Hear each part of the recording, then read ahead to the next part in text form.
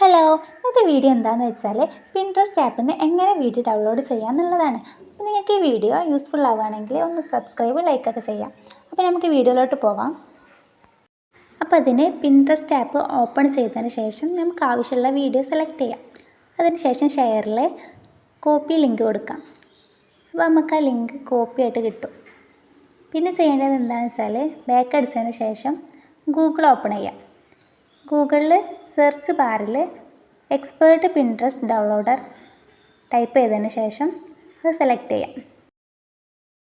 അപ്പോൾ ആദ്യം വരുന്ന ആ പിൻട്രസ്റ്റ് വീഡിയോ ഡൗൺലോഡർ ക്ലിക്ക് ചെയ്യാം. അപ്പോൾ നമുക്കൊരു ഇങ്ങനൊരു ഇൻ്റർഫേസാണ് വരിക. അപ്പോൾ നമ്മൾ കോപ്പി ചെയ്ത ആ ലിങ്ക് നമുക്ക് ജസ്റ്റ് ഇവിടെ ഒന്ന് പേസ്റ്റ് ചെയ്ത് കൊടുക്കാം. പേസ്റ്റ് ചെയ്തതിന് ശേഷം ഡൗൺലോഡ് ക്ലിക്ക് ചെയ്യാം. അപ്പോൾ നമുക്ക് 100 ആവാൻ വേണ്ടി ഒന്ന് വെയിറ്റ് ചെയ്യാം.